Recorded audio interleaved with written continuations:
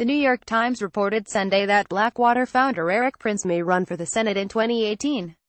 According to the Times, former Donald Trump advisor Steve Bannon has been urging the brother of Education Secretary Betsy DeVos to challenge incumbent Sen. John Barrasso in Wyoming's upcoming Republican Senate primary.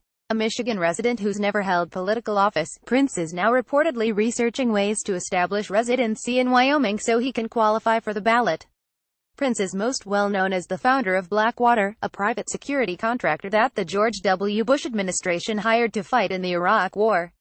The mercenary army initially drew controversy for its lack of oversight, as the State Department allowed Blackwater fighters to operate outside of standard military guidelines. As the Washington Post reported in 2007, Blackwater mercenaries in Iraq were exempt from the U.S. military's rules on the use of offensive weapons and reporting shooting incidents, even though actual members of the U.S. military and other private contractors were required to abide by those rules. The Iraqis despised Blackwater mercenaries because they were untouchable, said Matthew Degn, a former senior American advisor to Iraq's Interior Ministry at the time. They were above the law. Eventually, 3 Blackwater employees were convicted of involuntary manslaughter after they shot and killed 17 civilians in Iraq in 2007, with the FBI concluding that 14 of those killings were unjustified. A 4th mercenary was convicted of murder in connection with the same incident. However, that conviction was ultimately thrown out. The other 3 fighters were originally sentenced to 30 years in prison, but a federal appeals court voided those sentences, although not the convictions themselves, in August. In April, The Washington Post reported that Prince and a Russian close to President Vladimir Putin had a secret meeting on the Seychelles Islands less than 2 weeks before Trump was inaugurated.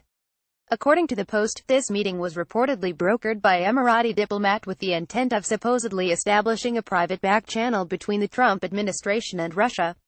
Prince acknowledged that the meeting happened but said that it had nothing to do with the United States, with the U.S. government, with the election or with a Trump campaign. Both Prince's spokesperson and then White House Press Secretary Sean Spicer stressed that Prince had no role in Trump's transition team.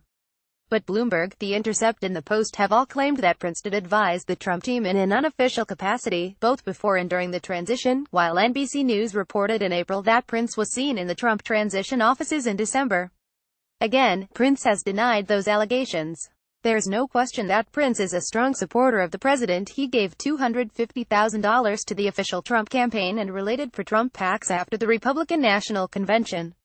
He's close with Bannon as well, having given multiple radio interviews to the former Trump advisor and media tycoon. Most recently, Prince has been advocating for private mercenaries to replace U.S. troops in Afghanistan.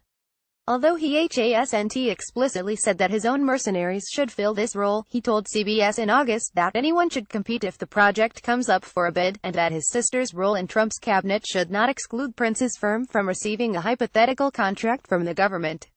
Revealing that Erik Prince may run versus Barrasso in a state where he doesn't live, rather than stab an incumbent Dem, in his native Mich. Alex Burns at Alex Burns.net October 8, 2017. If Prince runs for the Senate, he'll have his work cut out for him. In addition to the fact that he doesn't live in Wyoming and would almost certainly be branded a carpetbagger, he'd also have to defeat a popular Republican senator in a red state.